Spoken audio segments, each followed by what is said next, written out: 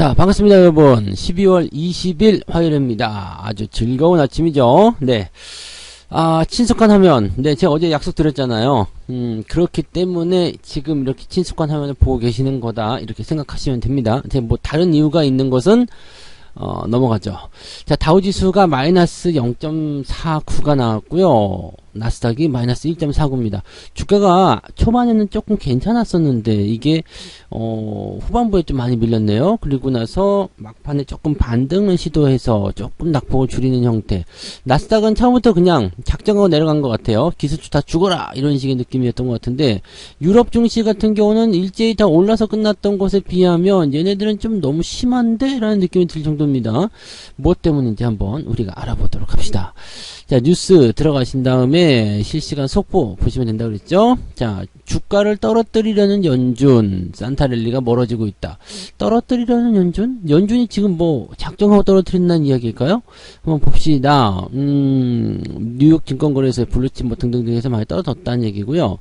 초반부터 약세 압력이 컸다. 그죠? 아까 우리가 본 것처럼 초반부터 콱 눌려서 들어가는 모습이었어요. 투자자들이 연준 긴축을 두고서 다소 우려가 커졌기 때문이다 라고 되어 있습니다. 자, 한번 봅시다. 별걸 다 이유로 내세우고 있는 것 같은데, 2월 FOMC에서 0.25%포인트 이건 지금 잘못했다. 그죠? 0.25 베이시스 포인트가 아니라 25 베이시스 포인트겠죠? 네. 맞지 않나? 내가 지금 뭘 잘못 보고 있는 건가요? 0.25%라고 보시면 되거든요. 근데 요거 좀 잘못한 것 같은데, 어쨌든 네, 0.25%의 금리 인상을 63%를 보고 있다. 그런데 어제 같은 경우는 네, 75%의 확률로 0.25가 예상되어 있었다. 아니 근데 이거 얼마 전에 뉴스에서는 0.5 한다고 막 그렇게 떠들었었잖아요. 근데 뭐 0.25를 좀 예상하고 있었는데 예상치보다 또 낮아져가지고 0.5의 확률이 높아졌다. 이렇게 해서 이것 때문에 뭐 시장 이상, 야, 이거는 진짜 뭐 너무 궁색하지 않습니까? 이거는 뭐 내가 익숙한 화면 들고 나온 거는 거의 똑같은 수준의 느낌 아니에요? 이거는 좀 이상한데, 그죠? 자, 어쨌든, 네, 그런 부분이라고 여기가 되어 있고, 또 한 가지, 지금 보면 또 웃기는 게 있네요. 자, 금리를 4.7에서 5.0 수준으로 끌어올린 뒤 9월부터 인하에 나설 것이다라는 큰 틀의 전망. 인하라는 이야기 어디서도 나온 게 없어. 자기들이 이야기하고 있잖아요. 연준이 뭐 파월이 9월부터 금리 인하한다는 얘기 있었어요? 내년도에 금리 인하에 대한 생각 자체를 버려야 되는데 왜 이렇게 해놓고 나서 또 인하 안 해준다고 실망을 하고, 이거 뭔가 계속 냄새가 나는 것 같아요. 그죠? 연준이 주가를 떨어뜨리려는 것이 아니라 여론이 사람들을 못 들어오게 막는 것이 아닌가라는 생각이 들 정도입니다. 이거 굉장히 좀 심각한 그런 구린내가 나는 것 같은 느낌이에요. 아무튼 그런 형태의 느낌 때문에 주가가 좀 떨어졌다는 얘기가 있는 거고요. 뉴욕 채권 시장은 초반부터 약세를 보였다. 그래서 2년물 국채 금리가 8 베이시스 포인트 이상 오르면서 4.26까지 뛰었다. 8베이시스 포인트. 그래요. 자, 그 다음에 10년물 국채 금리는 10베이시스 포인트. 뭐 거의 안 움직였다는 얘기잖아요. 4.26. 그 다음에 뭐 10년물 3.6. 이걸 뭐 이렇게 크게 확대해서 생각할 필요는 없을 것 같은데. 네. 그 다음에 또 뭐가 있을까요? 경기 침체의 공포를 재차 키운 게 있었다라는 것이 이런 얘기들이고, 그 다음에 아이코버의 에드가 뭐라고 했냐면, 연준이 인플레이션을 억제하기 위해서 과도하게 금리를 올릴 수 있다. 지금 이미 과도하게 올렸거든요. 근데 뭐 여기서 더 이상한 얘기도 할 필요가 없을 것 같아요. 자, 그 다음에 개인 소비 지출, 여기에, 지금 주목하고 있다. 그래, 다 주목할 수밖에 없어. 이번 주에는 경제 지표가 다 개판이거든요. 자, 그러면 여기서 이제 연준의 입장을 한번 생각해 보죠. 지금 경기가 만만하니까, 경기가 뭐 살만하니까, 실업률 괜찮으니까, 인플레이션 잡기 위해서 고금리 기조 가겠다. 금리 세게 올리겠다. 이런 얘기였는데, 경기 안 좋으면 어떻게 돼요? 금리 못 올린다는 얘기거든요. 이번에 실업수당 청구 건수 같은 경우도 좀 늘어날 거라 예상이 되고 있어요. 물론 월요일 날은 경제지표가 없다고 그랬죠. 경제지표 발표될 게 없기 때문에 앞으로 나올 경제지표에 대해서만 반응하는 건데요. 지금 지난 주말의 분위기 그대로 이어서 이번에도 떨어졌다 이거예요. 오늘도 떨어졌다 이거예요. 그러니까 화요일 날 에는 이제 주택지표부터 발표가 되기 시작한단 말이죠. 그렇게 되면 뭔가 경기가 안 좋은 것 같은데 그럼 연준이 못 나올 것 같아요. 경기가 이렇게 안 좋은데 연준이 과연 금리를 올릴 수 있을까요? 라는 식의 뉘앙스를 풍기면서 또 주가가 상승할 수도 있어요. 지금 주가가 오르고 내리는 것은 순수하게 아무 이유가 없어요. 그냥 자기들의 이해관계입니다. 지금 주가 좀 떨어져야 되겠어? 그럼 이유 마땅한 거 갖다 붙여놔. 지금 주가 올라가야 될 것 같아? 그러면 이유 마땅한 거 갖다 붙여놔. 이런 식으로 가고 있거든요. 이게 제일 큰 문제라고 생각하시면 됩니다. 이게 왜 문제가 될 수 있느냐?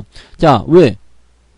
자, 주가를 떨어뜨린 다음에 매수하고 싶은 사람들, 주가를 올려가지고 대응하고 싶은 사람들, 이런 사람들이 자기들 뜻대로 주가를 움직이고 있다는데, 재료는 변한 게 없어요? 그냥 여론이 계속 움직이는 거지. 그럼 여기에 대해서 여러분들은 뭘 하면 되겠어요? 중립적인 위치만 찾아오세요. 미쳐서 날뛸 때는 가만 놔두면 알아서 진정하고 힘 빠지게 되어 있습니다. 그 부분을 꼭 기억하시기 바랍니다. 그 미쳐서 날뛸 때 힘이 넘쳐날 때, 그걸 가서 잡으려고 하면, 힘이 약하신 분들은 그냥 나가 떨어질 수밖에 없는 거거든요. 근데 중국 같은 경우도 코로나 감염자가 크게 늘어나면서 다시 봉쇄 조치할 수 있겠다 되어 있는데, 이거 걱정 안 해도 되겠죠? 네. 이런 거 생각 안 하고 봉쇄 풀지 않았습니다. 그리고 한번 봐라! 라고 하면서 했을 수도 있겠지만, 다시 중국이 봉쇄를 다시 한번 들어갑시다 라고 얘기가 들어가면 또 들고 나온다고. 이제 시위의 맛을 봐버렸단 말이에요. 그래서 이거는 그럴 수가 없어요. 그러니까 봉쇄가 되더라도 다시 잽싸게 풀리는 형태, 아니면 굉장히 약한 형태의 봉쇄, 이런 식으로 나올 수밖에 없기 때문에 현재로서는 중국의 화장터가 24시간 돌아가는데도 부족하네, 어쩌네, 이런 얘기 나오잖아요. 사람이 워낙 많아서 그래요. 네, 사람이 워낙 많아서. 중국의 인구가 워낙 많아서. 자, 그렇게 생각하시면 되는 겁니다. 그러니까, 다시, 제로 코로나를 할 수도 있다. 이런 가능성, 네, 이런 것, 우려감, 이런 것들은 다 여론이 만드는 거예요. 그래서 그 부분 참고하시고요. 봅시다. 또 다른 거는 어떻게 나왔는지 한번 보자고요. 기술주들 움직임은 어떻게 됐어요? 네, 메타가 지금 반독점 금지법을 위반했다는 예비 의견을 내놓으면서 4% 폭락했고요. 아마존은 3%, 알파벳은 2%, 애플이 1.59, 마이크로소프트 다 떨어졌네요. 다 떨어져. 기술주들 죽이려고 하는 것 같아. 네. 이쪽에서 떨어뜨리는 모습들, 서학개미들이 굉장히 힘들 수밖에 없죠. 테슬라는 그래도 선방했네요. 네. 그래도 떨어지긴 떨어졌지만, 그래도 선방했네요. 일론 머스크의 트위터 대표 사임에 대한 설문을 진행했고, 과임이 사임에 찬성했다. 이게 문제구나. 이게 문제야. 이 머스크가 문제야, 머스크가. 트위터 대표를 사임해라. 트위터에 신경 쓰지 마라. 인수했으면 그냥 끝내라. 머스크는 지금 트위터가 재밌는데 이걸 관두려고 할까? 괴짜들은 그렇지 않거든요. 네. 이거 과반이 사임에 참여했다. 네. 일론 머스크가 지금 설문을 진행했다는 얘기예요. 이사회나 주총 이런 것도 아니고요. 설문을 진행했어. 나 그만둘까요? 또 이 개소리를, 아무튼 네. 테슬라 주가 좀 떨어지니까 주식 팔아먹는데 약간 애로사항이 있었던 것 같아요. 네, 그런 거. 니콜라는 4%대 급락, 전기차주 다 안 좋은 상황이죠. 자, 여행주들 같은 경우도 하락 마감을 했다라고 되어 있고요. 그런 건 다 했네요. 에너지도 조금 떨어지는 모습, 이렇게 있었습니다. 그런 정도라고 보시면 되겠습니다. 미국 증시 따로 볼 건 없을 것 같아요. 자, 이렇게 되면은 우리나라 증시도 조금 더 지켜보자, 이런 식으로 느낌이 나올 수밖에 없겠다 판단하셔야 될 것 같습니다. 그 정도. 자, 증권사도 이자 장사, 자금 싸게 빌려서 고객에겐 폭리, 이건 당연한 얘기야. 근데 왜 증권사를 나쁜 쪽으로 몰아가지? 자, 은행도 마찬가지 아니겠습니까? 네, 이런데 이제 어떻게 보면은 증권사는 제2금융권이라고 봐야 되는 거 아니겠습니까? 네. 그러니까 금리 차이가 클 수밖에 없지 않을까 생각해요. 그리고 이거 다 알고 있었던 거잖아. 알고 하지 않습니까? 그죠? 지금 KB국민은행 등 5대 신용은행의 예대 마진이 이 정도라는 점을 고려하면 증권사 수익률은 엄청나게 높은 편이다 라고 되어 있는 거죠. 신용을 빌리게 되면 담보로 해가지고 지금 신용융자 이자율이 10%가 넘어가는 상황이니까 충분히 그럴 수 있다 생각해요. 그냥 이 금융권은 금리가 더 크잖아요. 네. 그러니까 이거는 당연한 건데 이거를 왜 이제 와서, 네. 원래 이렇게 되어 있던 건데 왜 이제 와서 이런 얘기를 할 수밖에 없겠네요. 근데 증권사도 이제 좀 정신 차려야 돼. 네. 돈은 돈대로 많이 빨아먹고 그렇게 하면 안 되지. 그리고 너무 이제 물론 이제 금융회사니까 돈을 밝히는 게 당연하지만 너무 돈을 밝히고 이 고객들 입장에서 그 증권사 리포트라도 제대로 써주면은 사실은 뭐라고 안 하죠. 증권사 리포트가 너무 딱딱 들어맞아가지고 우리가 참고하기에 너무 좋아. 아니면 개소리를 안 한다든지 그러면은 뭐 좀 비싸게 하더라도 그럴 수 있겠구나 싶은데 뭐 그것도 아니고 저것도 아니고 뭐 그냥 네. 이 투자자들, 개미 투자자들만 완전히 봉위되는 그런 거니까 너무 열받는 거죠. 네. 뭐 그런 식이고요. 네. 트위터 설문자 또 나왔네요. 네. 아, 이런 거 뭐 달라고 하지? 아, 얘는 하여튼 간에 뭐 주가 들었다 놨다 하는데 뭔가 있는 것 같아. 이게 또 팔아먹은 거 아닌가를 잘 생각해야 됩니다. 네. 또 그런 게 좀 있겠고요. 또 뭐가 있을까? 여기 증권사, 고객의 뭐 뉴스 다 지금 뭐 복사해서 쓰는 거야? 왜 제목이 똑같아? 아무튼, 네, 그렇고요. 시총 10조 원 클럽 대거 탈락했다. 이 시총 상위 종목이 탈락했다는 거 굉장히 중요한 뉴스입니다. 여러분들 자료 바꿈이 된다고 그랬습니다. 대형주들의 움직임이 나타나게 되고 변화가 일어난다는 거 굉장히 중요한 부분이니까 이거 여러분들이 꼭 참고하셔야 됩니다. 그래서 시총이 높아서 위쪽에 있던 애들이 뒤로 밀려나고 있다라는 것에 대한 부분을 꼭 명심하셔야 됩니다. 카카오페이의 시총은 네 8조 원이고 23조나 됐었어요. 와 64% 줄었네. 시총 상위에서 밀려나고 있는 종목들이 굉장히 좀 그런 게 되겠구나. 근데 삼성전자도 시총이 많이 줄었어. 467조에서 355조. 와 이러다 뭐 200조대 보는 거 아닌가 싶기도 한데요. 네 아무튼 그런 모습이고요. 고려아연, 현대중공업, 삼성화재 이런 것들이 10조 클럽에 이름을 올렸다라고 되어 있고요. 그리고 뭐 기타 뭐 많이 떨어졌다는 얘기입니다. 어쨌든 뭐 많이 빠지는 것들은 이렇게 되어 있죠. 네, NC소프트, 하이브, 카카오뱅크, 넷마블, 크래프톤, SK바이오사이언스, 다이오테크 뭐 사지 말라는 것들이었네 다 조금 네 조심해야 된다는 종목들이 지금 전부 다 10조 원 밑으로 떨어져 버리면서 네 밑으로 밀려났다. 이게 바뀐다라고 생각하셔야 됩니다. 바뀌어야 된다. 네. 이 순서가 바뀌어야 돼요. 지금 신서가 바뀌어. 뭐 에코프로비엠이나 저런 것들도 지금 보면은 10조 원에서 또 떨어졌다 막 그렇게 나오잖아요. 그러니까 그런 것들. 네. 지금 10조 원을 넘긴 상장사가 36개 많이 감소했네요. 네, 많이 감소했어요. 그러니까 이렇게 떨어지는 부분들이 일어나야지 되죠. 왜냐면 생각했던 것보다 더 고평가되거나 더 많이 올라간 종목들이 밀리는 모습이니까요. 네, 그렇게 보시면 되고 배터리도 증시 대피차 아니었다. 이것 때문에 그런 거죠. 증시 대피처. 안 빠지네 라고 해서 산 사람들이 손해를 좀 많이 봐요. 위쪽에서 마이너스 40% 먹고 들어가면 아래로 떨어지기 시작할 때 이거는 답이 없거든요. 이거는 좀 조심하셔야 될 것 같은데 아무튼 뭐 배터리 종목들은 이제 더 이상 뭐 해드릴 얘기가 없어요. 맨날 한 얘기 또 하고 하는 거니까요. 참고들 하시고요. 25년 만에 M&A 의무 공개 매수 제도 재도입한다. 네. 이런 거 말고 금투세 같은 거 연기하든가 빨리 뭐 이런 것들을 해야지. 이거 뭐 어떡하 아유 소액 주주에게도 경영권 프리미엄 가격으로 지분 매입해줘야지. 뭐 이거 됐어요. 네 이건 됐고요. 그 다음에 유견상 뜬 무증 테마주 이런 것들 조심하라고 그랬죠. 네 무상증자 가지고 올라가서 막 올라갔던 것들. 산타클로스가 지금 변동성 좀 커졌죠. 그거 매도를 하셔야 되는 게 맞는 것 같은데 아무튼 네 무상증자로 미치듯이 올라가면은 반드시 조심하실 것을 권장해 드립니다. 그 부분 꼭 명심하시고 킹달러가 끝난다는데 킹달러가 끝난다는데 달러 강세는 좀 끝났다 싶은 것 같아요. 그죠? 근데 이 환율 수혜에 대한 부분들도 끝나간다. 이거 근데 환율 상승에 베팅을 하고 있다. 달러가 계속 강해질 것이다. 라고 얘기하고 있어요. 자, 지금 금리가 내려가고 있는 상태에서는 킹달러가 다시 오기 어렵습니다. 네.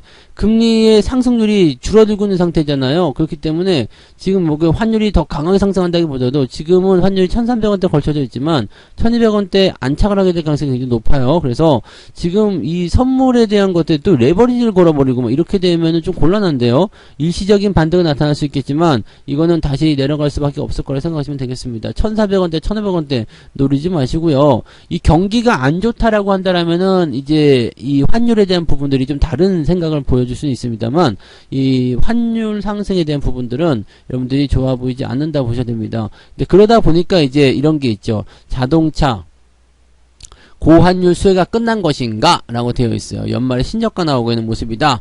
환율 상승주, 경기 민감주 등등등인데 실제로 이제 환율 상승에 대한 효과를 뭐 그렇게 막 누린 것 같지도 않아요. 그죠? 1,400원대 현대차가 뭐, 주가가 많이 올라간 것도 아니고, 이게 아이오닉 6? 네, 그거죠? 네.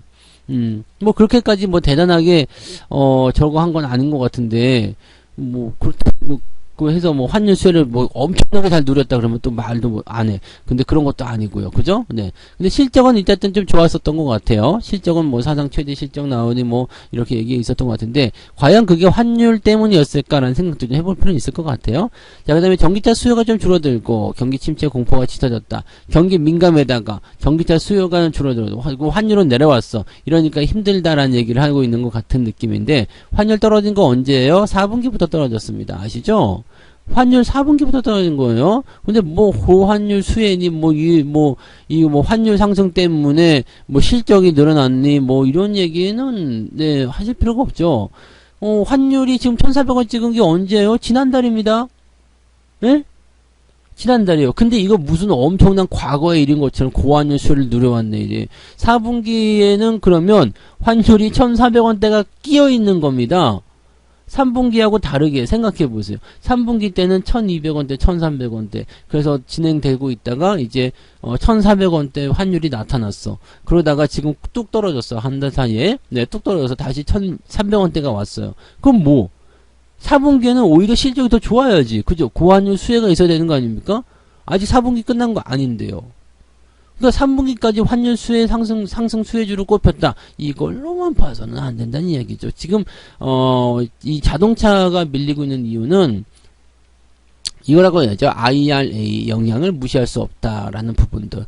공장을 이제 철수를 하냐 마냐에 대한 그런 내용이 달려있기 때문에 이 부분인데 미국 입장에서는 이거를 빨리 처리해줘야 되지 않을까 싶은데 지금 오래 넘어갈 것 같아요. 그러니까 일단은 조금 지켜보자라는 식의 느낌일 수도 있고요. 또 이게 대형주에 들어가 있죠. 그러다 보니까 얘네가 과연 제대로 된 역할을 해줄 수 있을 것인가 라는 부분들을 생각하고 있는 내용이기도 하겠습니다. 그래서 그렇게 보셔야지 뭐 고환율 수혜가 끝났다 뭐 이런 거 가지고서 보실 내용은 아니라고 보시면 됩니다. 네. 그런 정도들 뭐 특이사항이 또 따로 없네요. 이거 한번 더 볼까요? 연말 하락장 속에서 외국인 지분이 늘어난 종목은 뭐가 있냐?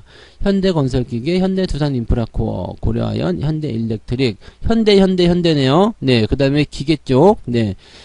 두산밥켓. 두산밥켓도 비슷한 거 아니야? 두산인프라코어에 적은, 네, 요쪽으로만 많이 좀 봤네요. 그죠? 네. 최근 3개월 사이에 외국인 지분이 많이 늘어난 종목들은 이러하다.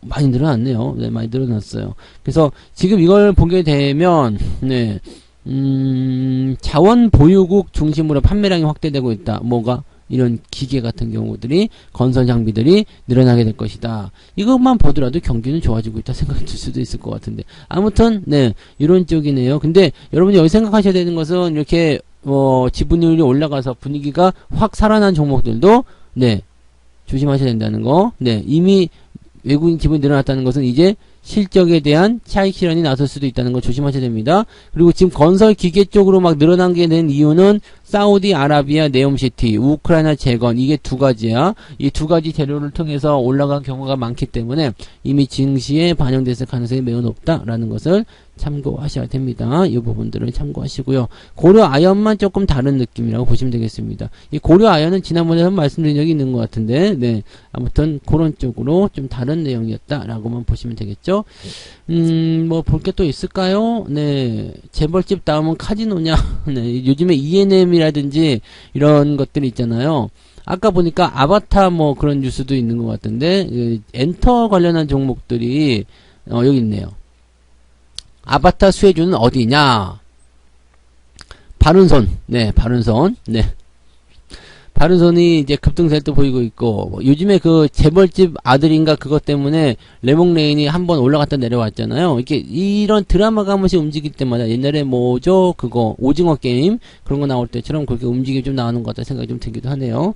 네, 영화관 관련주 수옥박스, 콘텐트리 중앙, CJ ENM 이런 것들이 올렸는데, 근데 CGV는 왜 안 올라갔지? 네, 많이 올랐다가 떨어진 거구나. 라는 식으로 생각이 될 수밖에 없을까요? 네.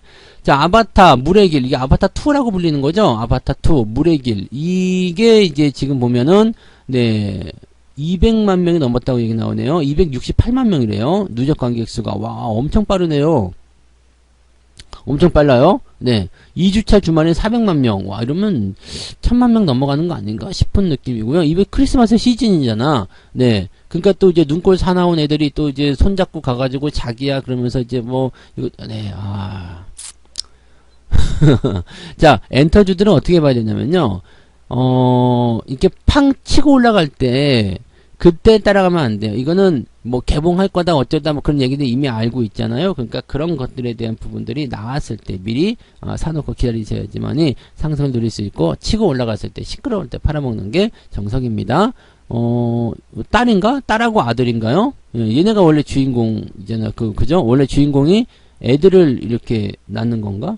이 영화를 안 봐서 저는 잘 모르겠는데요. 한번 보러 가야 될 것 같은 느낌적인 느낌이 좀 있죠? 이렇게 되면 또, 네, CGV 가서 영화 한 편씩 보시면 좋을 것 같아요. 자, 어쨌든 뭐 이렇게, 네, 뉴스들 정리하실 수 있겠습니다. 특별한 거 없죠? 특별한 뉴스가 없어요. 근데 주가는 왜 내렸지? 아, 진짜 뭐야? 이렇게 생각이 들 수밖에 없을 것 같아요. 긴축 우려 막 이런 얘기 나오고, 너무 걱정하지 않으셔도 될 것 같아요. 네, 아직은 경기 지표나 발표나 어떤 뭐 방향성을 정해주는 그런 모습이 없기 때문이라고 생각하시면 되는 거고요. 뭐 이런 부분들은 늘 있는 거 아니겠어요? 그죠? 그래서 이제 방향성이 조금 결정되거나 마음을 이제 먹기 시작하게 되면 그때부터는 또 하는 순간에 주가 튀어 올라가는 거죠. 오늘도 약간 시련은 있을 것 같긴 하지만 그렇게까지 너무 걱정하지 않으셔도 될 것 같습니다. 그래서 마음 놓고 대응도 하시기 바라고요. 시장은 크게 폭락할 이유는 없어요. 네. 지금 이게 폭락할 이유가 아니고 뭡니까? 라고 하실지 모르지만 폭락할 이유는 없습니다. 그러니까 다 나왔던 얘기 또 재탕 삼탕 그냥 뭐 쓰리탕으로다가 울거 먹는 거라서 그런 것들은 네, 이제는 맛 없어졌잖아요. 그죠? 네. 뭐라 그래요? 이 사골 국물도 한 2번 우려 먹었어가 맛이지 3번, 4번 중탕 계속 시키면은 그 맛 없어져요. 그러니까 이 재료에 대한 약발이 떨어지기 시작하기 할 때쯤 되면은 지수가 더 이상 내려갈 수가 없다라고 보시면 되겠습니다. 산타 할아버지가 올지 안 올지는 이제 네 봐야죠. 네 아직 이번 주 초반입니다. 그래서 오늘 상황들도 살펴보시고 느낌들 보시면 되겠습니다. 저는 여기까지 하고요. 네 장중 시황에서 다시 오도록 하겠습니다.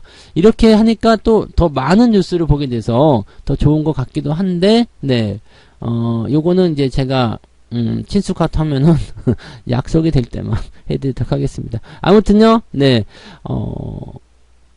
장중시장에서 다시 인사드리도록 할게요. 고맙습니다. 오늘도 화이팅 하세요.